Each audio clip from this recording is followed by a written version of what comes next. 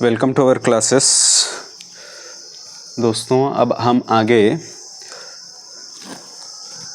जो अंतःकेंद्रित घनी unit cell होता है उसमें परमाणुओं की गणना को देखेंगे। ठीक है, इससे पहले सरल जो यूनिट सेल है उसमें हमने परमाणुओं की गणना करी, जिसमें अंत में आंसर के रूप में एक परमाणु हमें प्राप्त हुआ था। और इसको जब हम गणना करेंगे अंतःकेंद्रित की तो हमें 2 परमाणु प्राप्त होंगे अंत में। ठीक है, इससे पहले हमने अंतःकेंद्रित जो यूनिट सेल है उसका चित्र हमने देख रखा है किस प्रकार बनता है। तो उसमें हमने देखा था कि कोने पर होते हैं 8 परमाणु और यूनिट सेल के बिल्कुल मध्य में, केंद्र में एक और परमाणु होता है। तो मध्य का जो परमाणु है वो किसी अन्य यूनिट सेल से साझा नहीं होता। ठीक है, और कोने पर जो परमाणु होते हैं वो अलग अलग 8 यूनिट सेल से साझा हुए रहते हैं।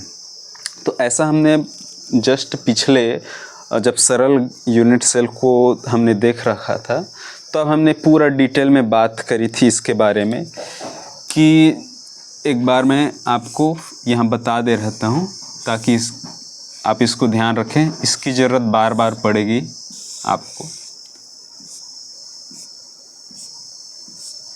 अब पिछली वीडियो में मैंने इसके बारे में आपको बहुत अच्छे से बताया था कि कोने पर जो परमाणु होते हैं वो कुल 8 यूनिट सेल से साझा रहते हैं, 8 डिब्बों से। इसलिए इसको हल करते वक्त 1/8 लिया जाता है। जो यूनिट सेल के केंद्र पर है वो किसी से साझा नहीं होता, इसलिए इसको हल करते वक्त इसका डायरेक्ट 1 लिया जाता है।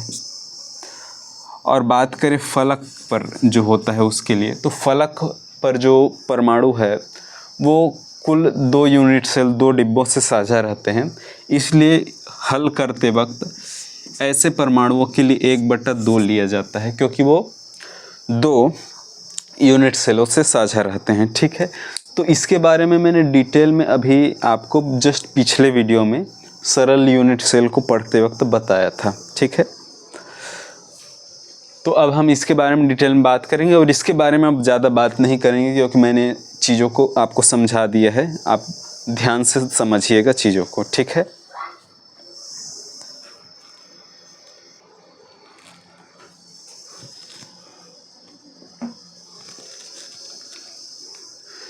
तो आइए देखते हैं अंतःकेंद्रित घनीय सेल के बारे में।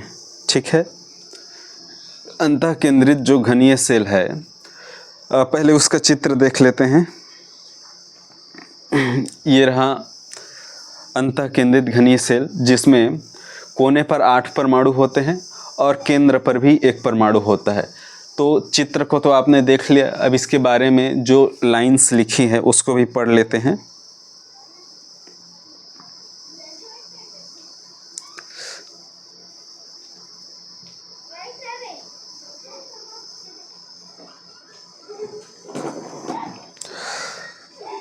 देखिए, इस प्रकार के यूनिट सेल में अवयवी कण 8 कोनों पर तथा यूनिट सेल के केंद्र पर भी एक कण स्थित रहता है। ठीक है, चित्र में अभी इसी को हमने देखा। आगे क्या बता रहा है उसको देखते हैं। कोनों पर स्थित प्रत्येक परमाणु, ठीक है, कोनों पर स्थित प्रत्येक परमाणु कुल 8 यूनिट सेलों द्वारा साझा होता है। ठीक है, तो अभी मैंने इसी को बताया कि यहाँ जो कोने पर है वो 1/8 के रूप में रहते हैं। ठीक है, कोने वाले जितने परमाणु है वो 1/8 के रूप में रहेंगे।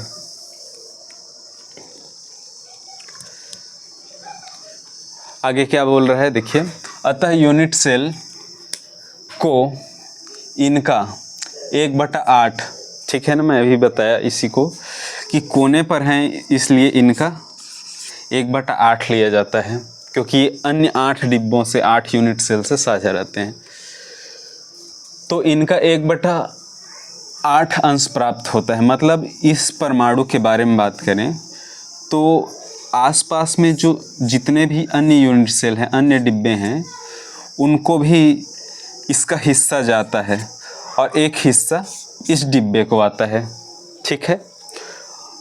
और इसका अन्य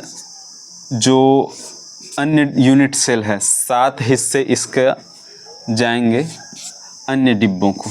ठीक है। इस तरह से अन्य यूनिट सेल होते हैं।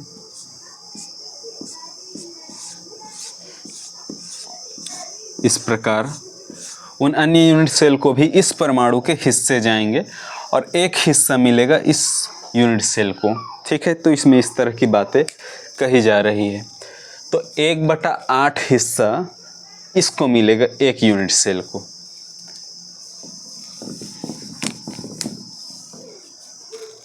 ठीक। आगे देखते हैं। जबकि केंद्र पर स्थित परमाणु का किसी अन्य यूनिट सेल द्वारा साझा नहीं होता। इस परमाणु के बारे में बोला जा रहा है कि ये किसी से साझा नहीं होता है। ठीक है। तो जो बातें इसमें लिखी है वो हमने चित्र में समझ ली है। अब आगे चलते हैं कि इसमें गणना किस प्रकार होगी वो देखेंगे।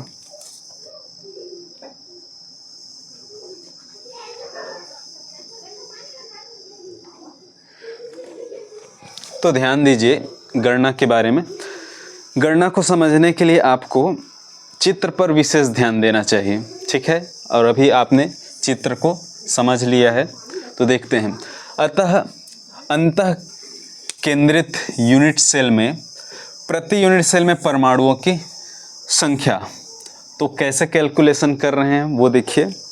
8 परमाणु है जो कि कोनों पर स्थित है। ठीक है। और गुणा में ये गुणा का निशान है। ठीक है। ध्यान रखिएगा। तो गुणा 1/8। ठीक है। यहाँ पर इसको आप चाहें तो इस तरह से भी लिख सकते हो। ठीक है। 1/8 यहाँ पर लगा सकते हो ऐसे सीधा। ठीक है। वैसे 1/8 ही लिखा हुआ है वो भी, तो आप इसको सीधा करके भी लिख सकते हो। गुणा का निशान है, फिर 1/8 ऐसे यहाँ पर आ जाएगा। ठीक है। तो आगे चलते हैं। और प्लस में रहेगा 1 जो कि कहाँ पर है, यूनिट सेल के मध्य में होता है। उस परमाणु के बारे में यहाँ पर लिखा हुआ है। ठीक है। तो यूनिट सेल के केंद्र पर यहाँ पर लिखा है। ठीक है। अब आगे क्या होगा ध्यान दीजिए।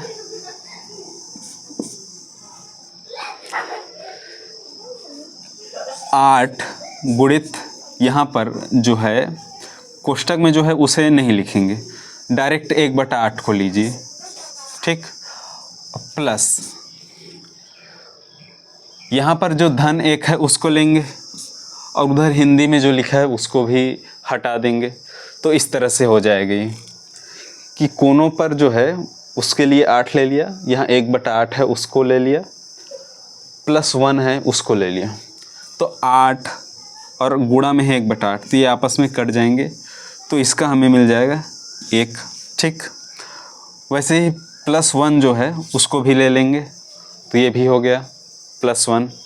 अब 1 और 1 दोनों जोड़कर यहाँ पर 2 परमाणु दे रहे हैं। ठीक है। तो कैलकुलेशन तो बहुत आसान है, आपको चीज़ें समझ आई होगी। ठीक है। अब इसके बाद हम फलक केंद्रित घनीय सेल में परमाणुओं की गणना को देखेंगे। ठीक है।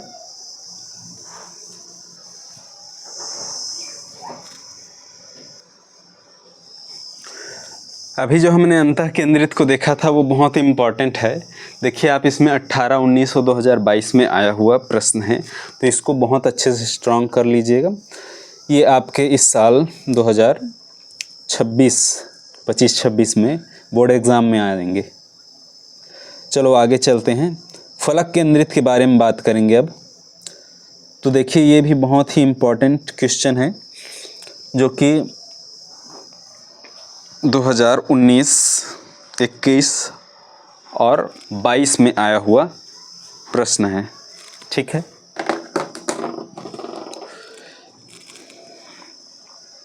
19, 21 और 22 में फलक केंद्रित। फलक केंद्रित का सबसे पहले तो चित्र देख लेते हैं। तो ये रहा इसका चित्र, जिसमें अवयवी कण कोनों पर होंगे, साथ ही साथ प्रत्येक फलक पर भी होंगे। एक बात इसमें मैंने पहले ही बता दी है कि कोने पर जो होंगे वो 8 अन्य यूनिट सेल से साझा रहते हैं, इसलिए कोने वाले परमाणु के लिए हमेशा गणना करते वक्त 1/8 लेते हैं।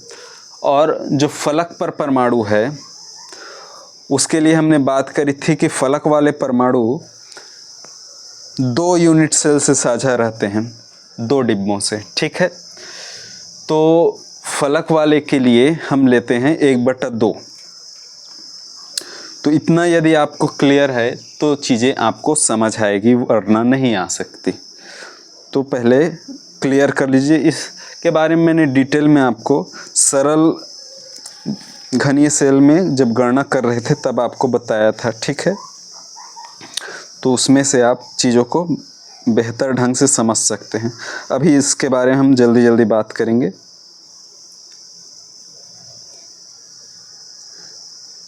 चलिए देखते हैं फलक केंद्रित के बारे में क्या लिखा है।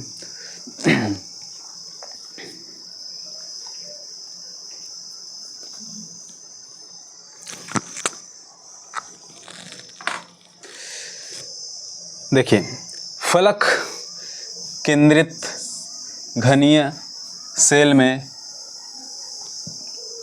के 8 कोनों के अतिरिक्त प्रत्येक फलक के मध्य में भी स्थित होते हैं। देखिए क्या लिखा है, फलक केंद्रित घनीय सेल में परमाणु जो है वो कहाँ पर होते हैं, यूनिट सेल के 8 कोनों के अतिरिक्त प्रत्येक फलक के मध्य में भी होते हैं, जैसा कि चित्र में अभी हमने देखा था। कोने पर स्थित प्रत्येक परमाणु का कुल 8 यूनिट सेलों द्वारा साझा होता है। जो मैं बात अभी आपको बताया उसी को लिखा हुआ है। तो कोने पर जो परमाणु होते हैं वो 8 डिब्बों से 8 यूनिट सेल से साझा होते हैं।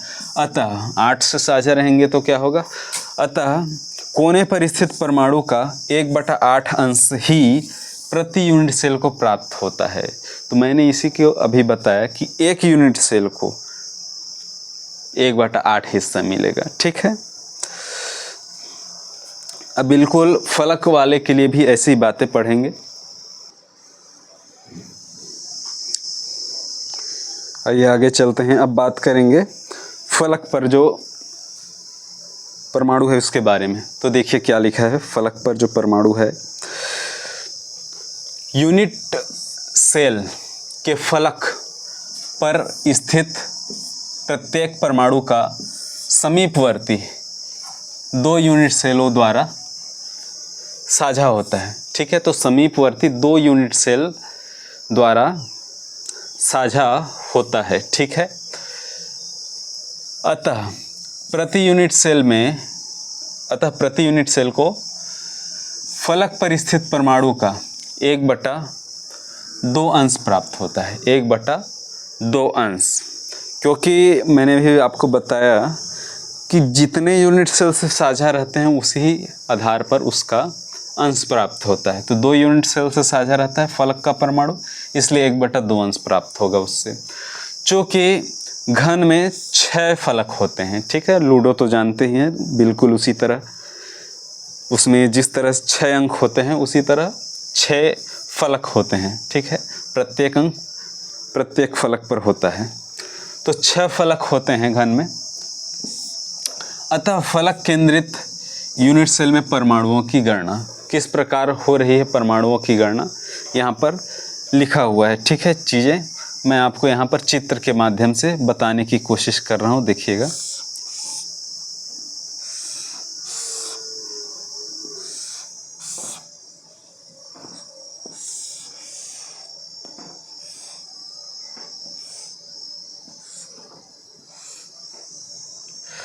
देखिए यहाँ पर ये रहा यूनिट सेल,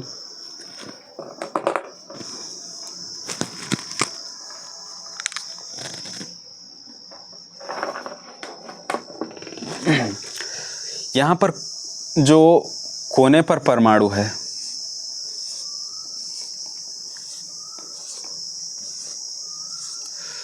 उसको पहले यहाँ लिखा गया है कि 8 जो है वो कोनों पर स्थित रहेंगे, ठीक है। फिर उसके बाद गुणा का निशान आएगा, ये गुणा का निशान है। उसके बाद जो 8 कोनों पर है उसके बारे में हमने अभी पढ़ा कि वो 8 यूनिट सेल से साझा करते हैं। प्रत्येक जो परमाणु है कोने वाले वो 8 यूनिट सेल से साझा करते हैं, इसलिए इनकी गणना करते वक्त 1/8 गुणा में लगाना होगा, ठीक है। तो यहाँ पर 1/8 है, आप चाहो तो इसको सीधा भी लिख सकते हो इसी तरह से, ठीक है। सीधा लिखोगे तो ज़्यादा सही है। फिर उसके बाद है प्लस का निशान आएगा। फिर 6 परमाणु किसके लिए है? जो फलक पर होते हैं, जैसे कि यहाँ पर एक रहेगा, यहाँ पर एक है, यहाँ है और पीछे वाले फलक पर और सामने वाले पर। तो इस तरह से 6 परमाणु और होते हैं, उसको यहाँ लिखा है फलकों के मध्य में स्थित है, ठीक है। और फलक वाले जो है वो 2 यूनिट सेल से साझा रहते हैं, 2 यूनिट सेल्स, इसलिए यहाँ पर गुणा में 1/2 लिखना होगा। 1/2 ही है ये, आप इसको सीधा करके भी लिख सकते हैं ऐसे, ठीक है। अब होगा क्या कि यहाँ पर एक लाइन हमने मिस कर दी है, उसको यहाँ पर बता रहे हैं, देखिएगा। हिंदी लाइनों को हटा देंगे और यहाँ पर अब केवल अंक लिखेंगे।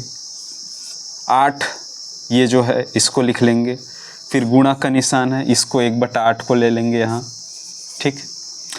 फिर यहाँ पर प्लस है तो +6 होगा और गुणा यहाँ पर जो 1/2 है उसको ले लेंगे, ठीक। तो इस तरह से एक लाइन आ जाएगा। यहाँ पर अब ये जब कटेगा तो 8 एकम 8 तो 1 आया, और यहाँ पर 2 और 6 कटेंगे तो 2 तिया 6 आएगा, ठीक है। तो 1 और 3 कैसे आया आपको समझ आ रहा होगा, और 1 और 3 जुड़कर हो जाते हैं 4 परमाणु, ठीक है। तो मैंने चीज़ों को एकदम अच्छे से आपको समझा दिया। इसके बारे में, चित्र के बारे में एक बात यहाँ बता देते हैं कि कोने पर जो है वो 1/8 से गुणा होता है, और जो फलक पर है उसके लिए 1/2 का गुणा करते हैं। और ऐसा क्यों करते हैं, मैंने इसके बारे में डिटेल में आपको सरल घनीय का जब गणना कर रहे थे तब बताया था आपको। तो यदि अभी भी आपको समझने में परेशानी हो कि 1/8 1/2 क्यों आया है, तो आप उस वीडियो से जाकर सीख सकते हैं, ठीक है। ओके, तो ये क्वेश्चन बहुत इम्पोर्टेंट है।